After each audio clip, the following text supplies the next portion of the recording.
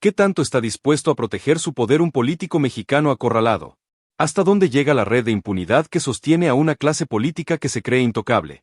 ¿Sabías que, según investigaciones documentadas, un exgobernador de un estado clave de México desvió más de 2.468 millones de pesos de dinero público, fondos que en lugar de ir a escuelas y hospitales, financiaron campañas electorales, sobornaron a políticos, empresarios y periodistas, y construyeron un patrimonio personal que superó los 195 millones de pesos, cifras que dejan sin aliento y que nos hablan de un saqueo sistemático y descarado?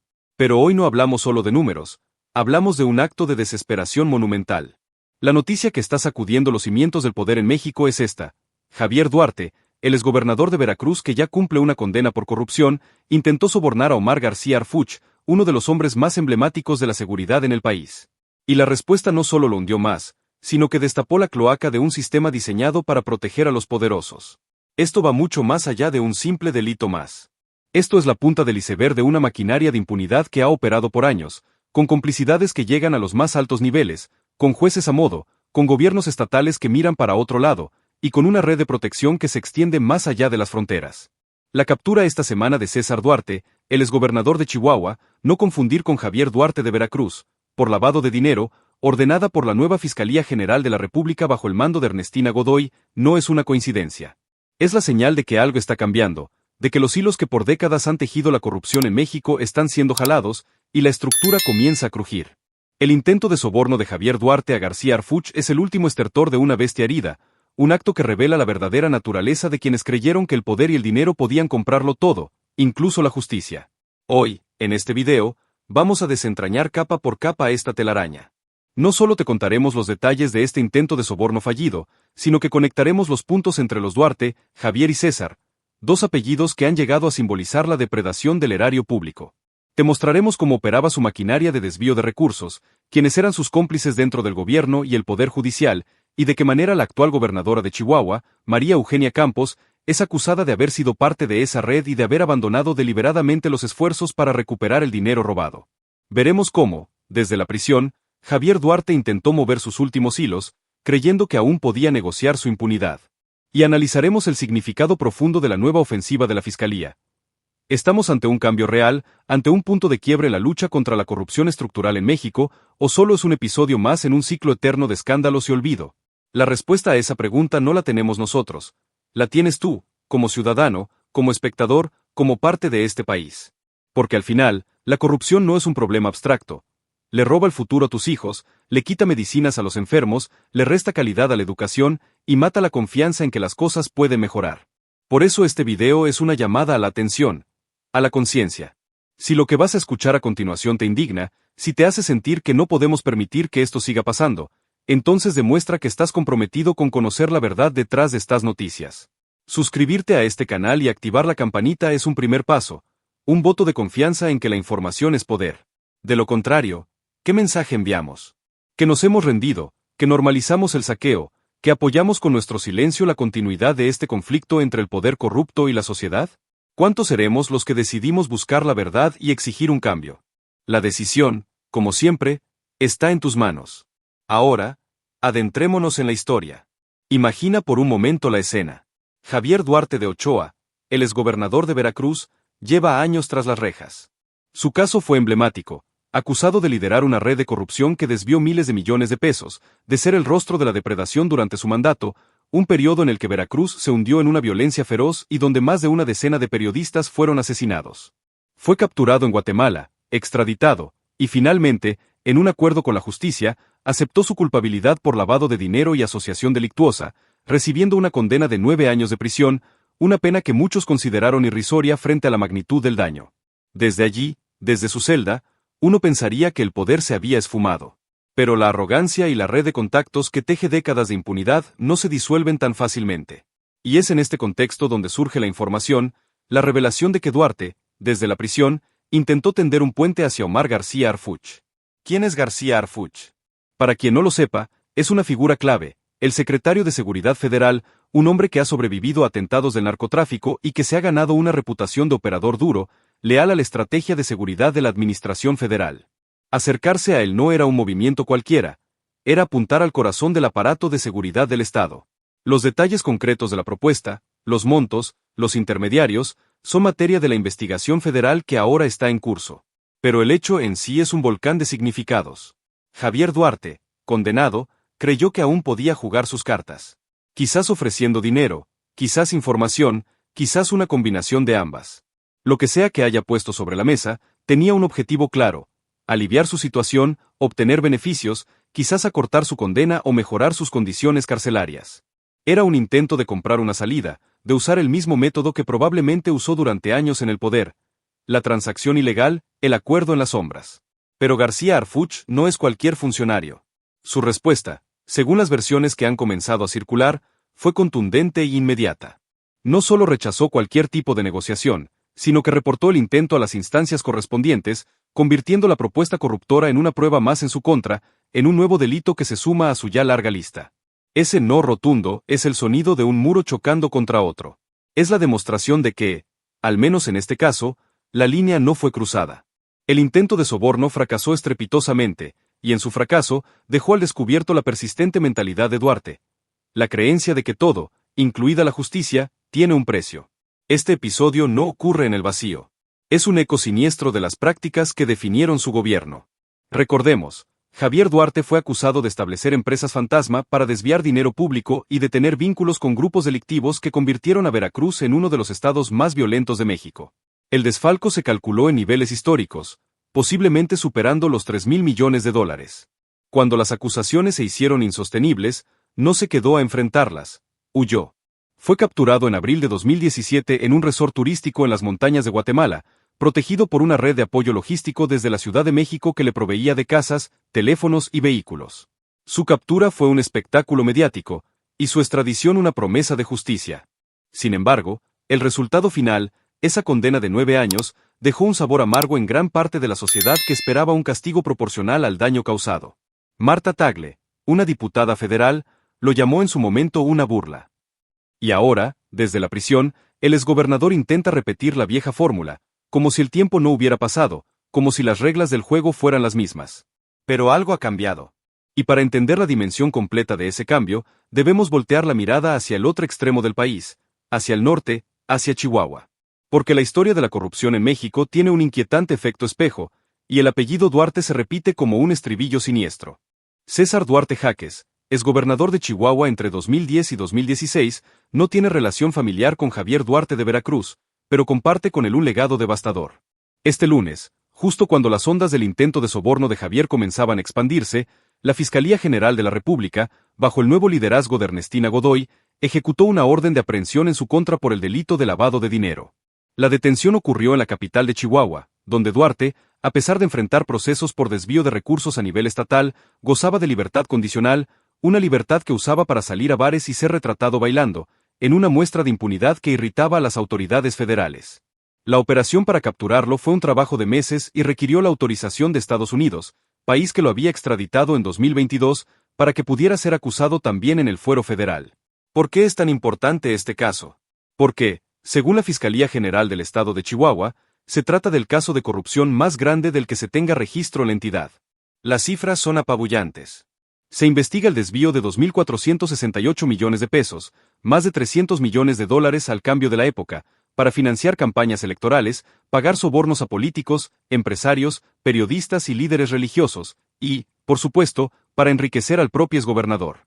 Durante su mandato, César Duarte recibió un sueldo legal de 12.2 millones de pesos, pero en su última declaración patrimonial reportó bienes por más de 195 millones de pesos.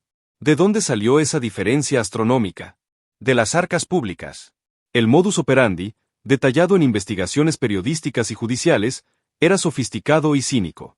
Funcionarios de alto nivel en secretarías clave como Hacienda y Educación, siguiendo órdenes directas de Duarte, desviaban los recursos. Se simulaban licitaciones y se firmaban contratos con empresas fachada, como una llamada Kepler Soluciones Integrales. Estas empresas, que no prestaban ningún servicio real, recibían el dinero del erario y luego lo devolvían en efectivo al círculo íntimo del gobernador. Ese efectivo era el combustible de la maquinaria corruptora, servía para llenar las arcas de campañas políticas, para comprar silencios y lealtades en los medios de comunicación, en el Congreso local, entre empresarios e incluso en círculos religiosos. Era una nómina secreta del poder, un mecanismo que, según el senador Javier Corral, quien sucedió a Duarte en la gubernatura, ascendió a más de 1.000 millones de pesos. Pero la corrupción no se detenía en el desvío. Para blindarse, César Duarte tejía una red de protección dentro del propio Poder Judicial. Se aseguró de nombrar magistrados cercanos a él para puestos clave en el Tribunal Superior de Justicia del Estado, creando una corte a su medida. Un ejemplo grotesco: el mismo día que se autorizaba la extradición de Duarte desde Estados Unidos, una magistrada nombrada durante su era, Miriam Victoria Hernández Acosta, asumía la presidencia de ese tribunal.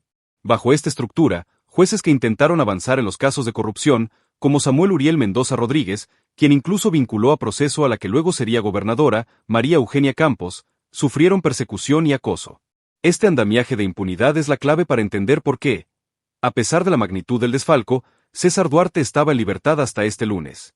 Y aquí es donde la historia da un giro crucial, un giro que conecta directamente con las acusaciones de complicidad y abandono que hoy señalan a la actual administración de Chihuahua. Cuando Javier Corral asumió la gubernatura de Chihuahua tras César Duarte, una de sus prioridades fue recuperar al menos parte del dinero robado. Su gobierno contrató a un despacho de abogados especializado en recuperación de activos, el mismo que había trabajado en el caso de Javier Duarte en Veracruz. La misión era clara: rastrear y embargar los bienes que el exgobernador había adquirido con fondos ilícitos, especialmente en Estados Unidos. El despacho encontró una mina de oro. No solo localizó las 10 propiedades inicialmente listadas en El Paso, Nuevo México y Arizona, sino que descubrió un patrimonio mucho más extenso, cerca de 50 propiedades vinculadas a Duarte y su familia. Se inició un juicio civil en Texas para reclamar esos bienes, valorados en unos $25 millones. Era una oportunidad histórica para que el estado de Chihuahua demostrara que el robo no sale gratis, para enviar un mensaje contundente y para recuperar recursos que pertenecían a los ciudadanos. Pero entonces, en 2021, llegó un cambio de administración. María Eugenia Maru Campos, del PAN, asumió la gubernatura. Y según la acusación directa y detallada del senador Javier Corral, todo se detuvo. En una entrevista reciente, Corral afirmó sin ambages: ese juicio lo dejaron morir. Explicó que el gobierno de Campos dejó de responder a los requerimientos y de aportar la información y las pruebas cruciales que el despacho de abogados necesitaba para sostener la demanda en la Corte Tejana. Sin el respaldo activo del gobierno estatal que inició la demanda, el caso se desinfló. Finalmente, el juez lo desestimó. ¿Y qué hizo César Duarte con este vacío legal? Aprovechó para pavonearse. Salió a declarar ante los medios que había sido exonerado por las autoridades estadounidenses, que el FBI y la DEA lo habían investigado y no habían encontrado nada. Era una mentira monumental, pero se sostenía en un hecho real. El proceso civil para quitarle sus propiedades había fracasado por inacción deliberada del gobierno que debería haberlo perseguido. Para Corral, la explicación de esta omisión es clara y tiene un nombre: conflicto de intereses. Porque Maru Campos no es una figura ajena a este entramado. De hecho, las investigaciones de la Fiscalía General del Estado documentaron que, entre 2014 y 2015, cuando era legisladora, Campos acudía mensualmente a la Secretaría de Hacienda de Chihuahua a recoger dinero en efectivo de la famosa nómina secreta de Duarte. Firmaba recibos que luego se convertirían en prueba en su contra. Fue acusada y vinculada a proceso por recibir esos fondos ilícitos. Aunque posteriormente obtuvo un amparo, la mancha de haber sido parte de ese mecanismo corruptor quedó ahí. Y para redondear el círculo, una vez como gobernadora, Campos nombró como fiscal general del Estado a César Jáuregui Moreno, quien, en confesiones ante las autoridades, admitió su propia participación en el esquema de desvíos de la era Duarte. ¿Cuál es el papel de María Eugenia Campos antes y ahora?, se pregunta retóricamente Corral. Y él mismo responde: pues el de cómplice, beneficiaria y protectora, porque no puede hacer otra cosa, él le sabe muchas cosas. Es una acusación gravísima, que la máxima autoridad de Chihuahua ha actuado, y actúa, para proteger al exgobernador que la involucró en su red, permitiendo que conserve su fortuna robada y disfrute de una libertad que muchos consideran inmerecida. Por eso la detención federal de este lunes es tan simbólica. Porque corta de tajo esa narrativa de impunidad. Porque la Fiscalía General de la República, ahora bajo una nueva dirección, decidió ignorar los juegos políticos locales y actuar con base en sus propias investigaciones por lavado de dinero. Omar García Harfuch, el secretario de Seguridad Federal, lo resumió con contundencia: la orden de aprehensión es muy concreta, es lavado de dinero o desvío de recursos. No hay medias tintas. Es la ley federal entrando en un terreno donde la justicia estatal parecía paralizada por conflictos de interés. La captura de César Duarte es, en palabras de Javier Corral, la interrupción de la impunidad que le brindaba la gobernadora. Y este movimiento no puede desligarse del intento de soborno de Javier Duarte. Ambos son señales de un mismo fenómeno: El Estado federal, a través de sus instituciones de seguridad y justicia, está aplicando presión sobre redes de corrupción que antes operaban con cierta autonomía e impunidad en los estados. El mensaje es que los acuerdos locales de protección ya no son un escudo infalible. Que hay líneas que, si se cruzan, como intentar sobornar a un secretario de Estado, desatan una respuesta inmediata y contundente. Que la justicia federal está observando y está dispuesta a actuar, incluso si eso significa entrar en conflicto con poderes estatales. Esto nos lleva a la gran pregunta que flota sobre todo este escándalo. ¿Qué representa realmente Ernestina Godoy, la nueva fiscal general de la República? La detención de César Duarte no fue una operación rutinaria. Las fuentes del país la describen como el primer golpe de efecto de la fiscalía en la era de Godoy. Ernestina Godoy Ramos asumió el cargo hace poco, propuesta por la presidenta Claudia Sheinbaum y avalada por el Senado, tras la salida de Alejandro Gertz Manero. Su llegada generó expectativas, pero también escepticismo. ¿Sería una fiscal decorativa o tomaría el toro por los cuernos? La captura de un exgobernador de alto perfil, que gozaba de una cuestionable libertad condicional otorgada por las autoridades estatales, es su primera tarjeta de presentación. Y es una tarjeta potente. Demuestra una voluntad de acción, y quizás lo más importante, una independencia de los poderes fácticos locales. Godoy no esperó a que el gobierno de Chihuahua actuara, utilizó las herramientas del fuero federal para ir directamente contra un delito, el lavado de dinero, que tiene alcance nacional e internacional. Además, la operación tuvo una capa adicional de complejidad técnica. Requirió la autorización expresa de Estados Unidos, debido a que Duarte fue extraditado bajo ciertas condiciones. Obtener esa autorización la semana pasada y ejecutar la orden de aprehensión de inmediato muestra capacidad de gestión y coordinación con las autoridades extranjeras, algo fundamental para casos de corrupción de gran escala donde los activos suelen estar escondidos fuera del país. El abogado de Duarte, Juan Carlos Mendoza, ya ha salido a cuestionar la legalidad del procedimiento, argumentando que la FGR no debería iniciar un nuevo proceso penal, sino solo ocuparse de la extradición. Pero la Fiscalía parece confiar en sus argumentos jurídicos. Este movimiento coloca a Godoy en el centro de la arena. Por un lado, tiene frente a sí a la clase política tradicional, representada por figuras como los Duarte y sus redes de protección, que seguramente verán esta acción como una declaración de guerra. Por otro lado, tiene a una sociedad harta de la impunidad, que espera ver resultados concretos y no solo declaraciones. Su éxito o fracaso dependerá de si esta primera detención es un hecho aislado o el inicio de una estrategia sostenida y transparente para perseguir delitos de corrupción y lavado de dinero, sin importar la filiación política o el cargo de los implicados. El caso de César Duarte es una prueba de fuego. ¿Logrará la FGR llevarlo a una sentencia condenatoria firme? ¿Podrá desentrañar y demostrar en corte toda la red de lavado que presuntamente operó? ¿Se atreverá a seguir el rastro del dinero y de las complicidades, incluso si eso lleva a tocar a figuras políticas en activo? Las respuestas a estas preguntas definirán el legado de Godoy, y en gran medida, la credibilidad de la promesa de combate a la corrupción en esta nueva etapa del gobierno federal. Porque de nada sirve un golpe mediático inicial si luego el caso se pierde en los laberintos de la impunidad judicial, como ha pasado tantas veces antes. La sociedad está observando con atención crítica, esperando señales de que, esta vez, podría ser diferente. Pero, ¿por qué es tan difícil romper estos ciclos de corrupción?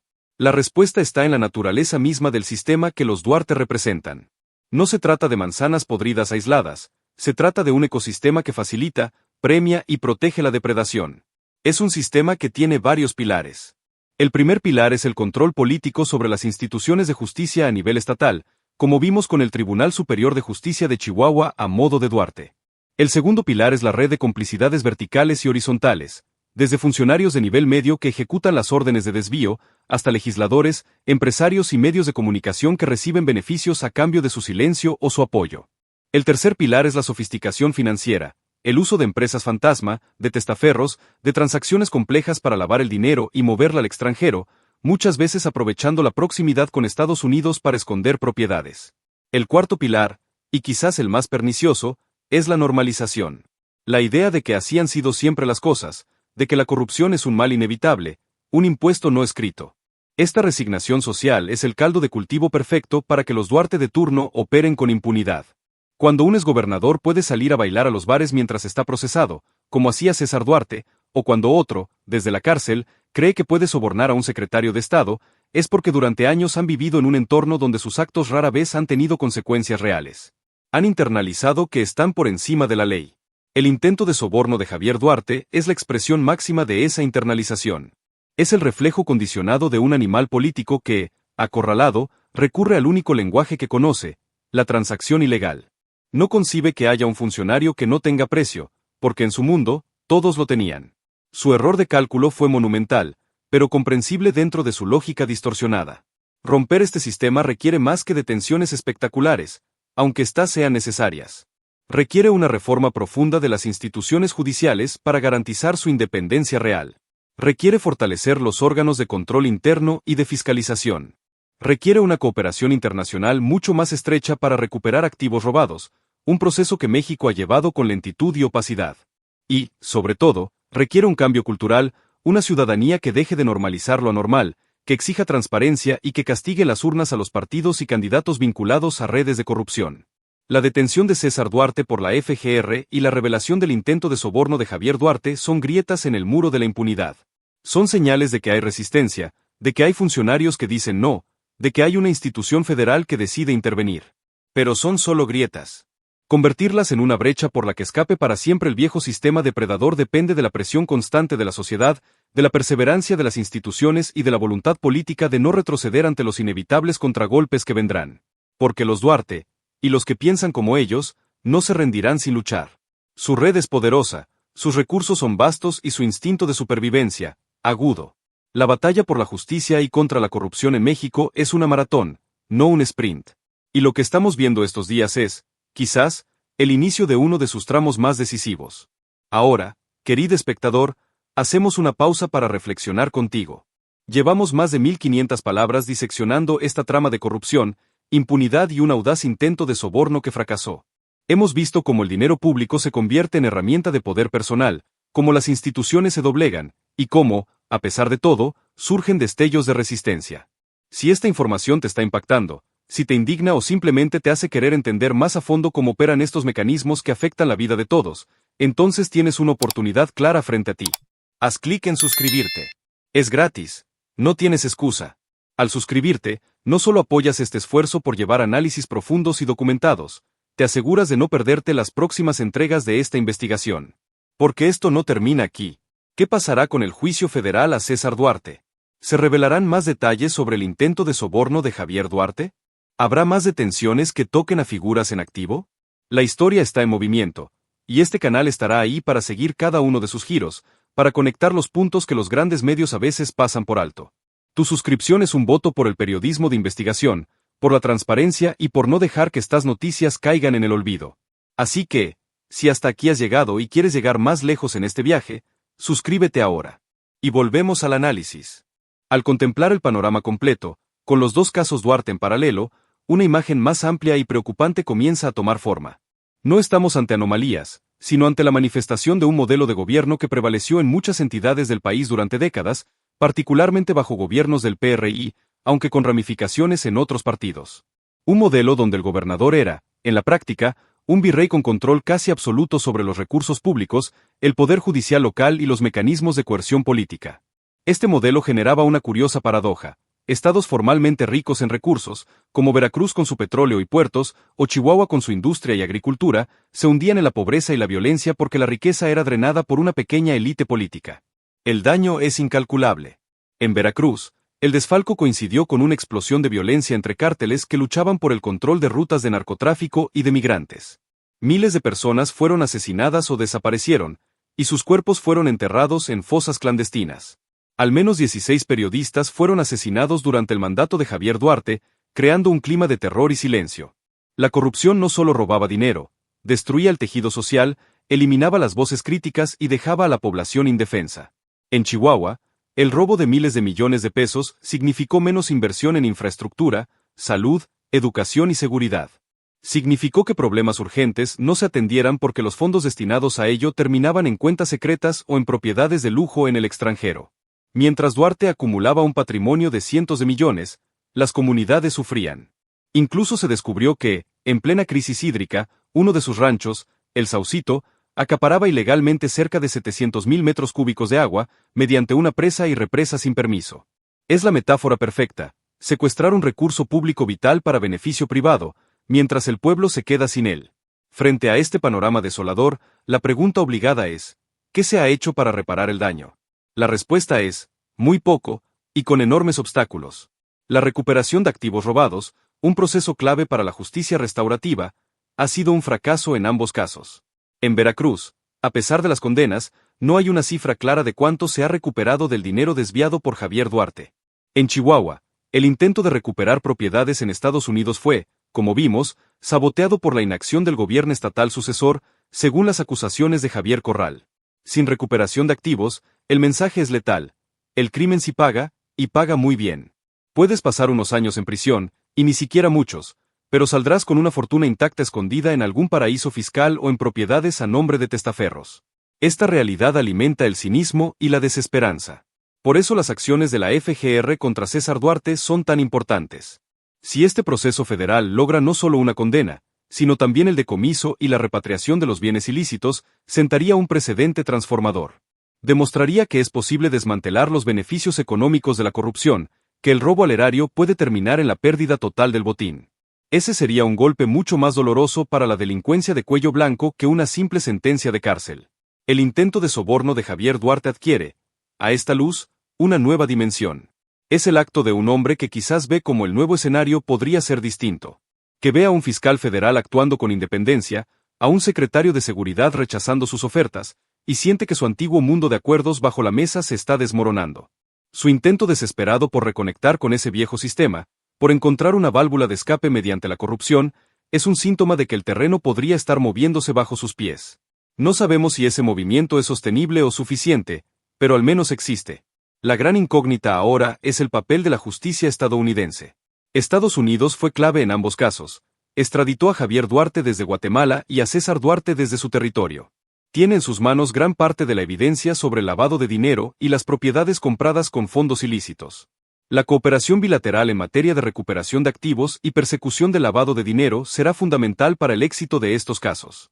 Si las autoridades estadounidenses colaboran de manera estrecha y ágil con la FGR mexicana, las posibilidades de éxito se multiplican.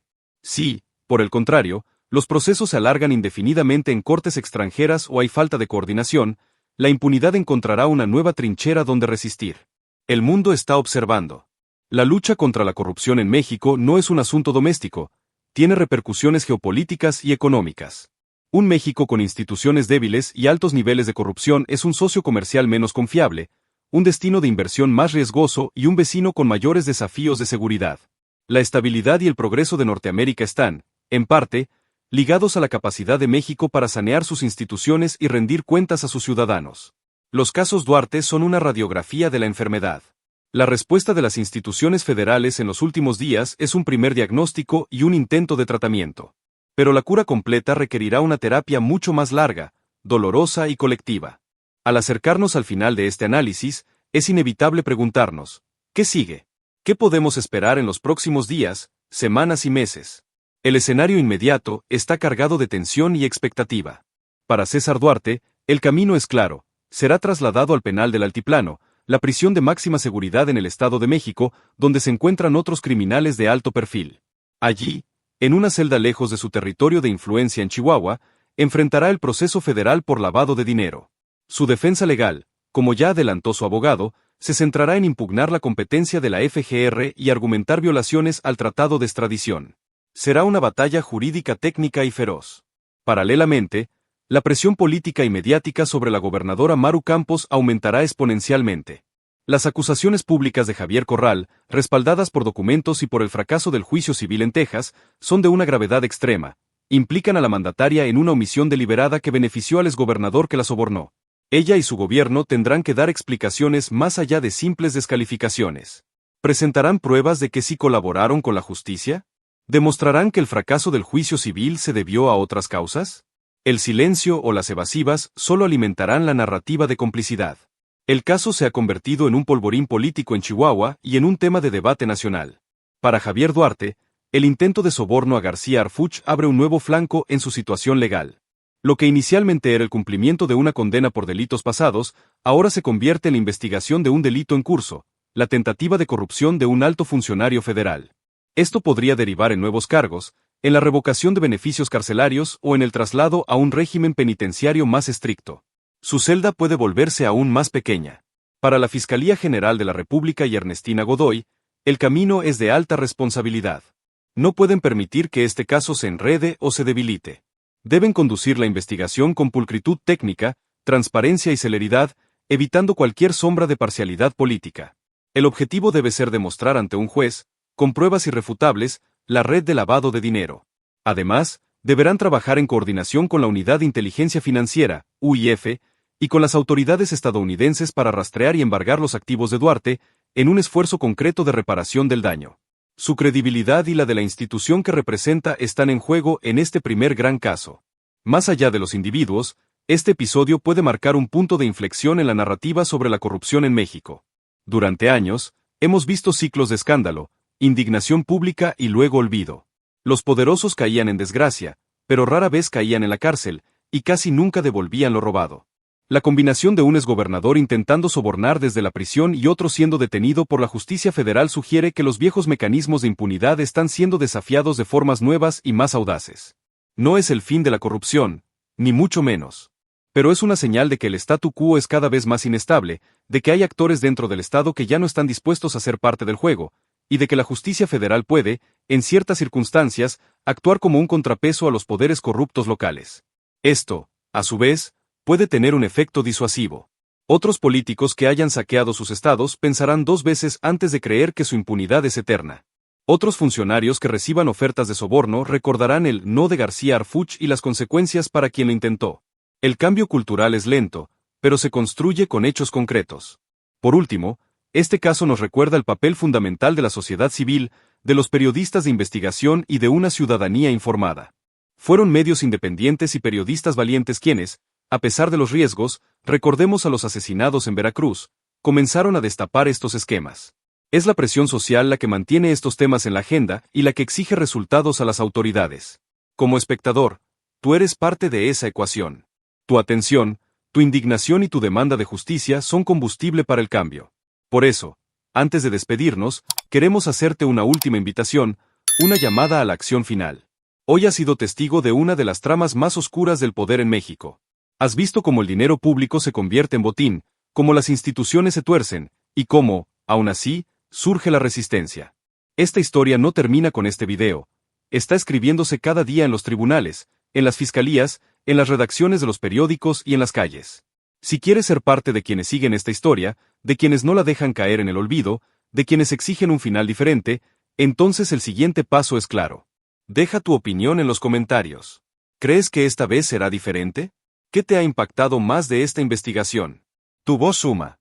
Y sobre todo, haz clic ahora en el botón de suscribirse justo debajo del video. Suscribiéndote, te aseguras de no perderte la próxima entrega, el siguiente capítulo en el desmantelamiento de estas redes de impunidad. ¿Logrará la FGR una condena histórica? ¿Se revelarán más nombres en la trama? ¿Qué pasará con los bienes robados en el extranjero? Este canal estará ahí para analizarlo todo, para conectar los puntos y para darte la información que necesitas para formar tu propio criterio. No te quedes fuera. Haz clic ahora en suscribirse. Y si quieres descubrir más sobre lo que el futuro nos reserva en esta lucha crucial por la justicia y la transparencia en México, no dudes en explorar el video que aparece ahora en tu pantalla, donde profundizamos en otros casos que están definiendo el rumbo del país. La información es poder. Y el poder para cambiar las cosas empieza con decisiones tan simples como darle clic a un botón. Hasta la próxima.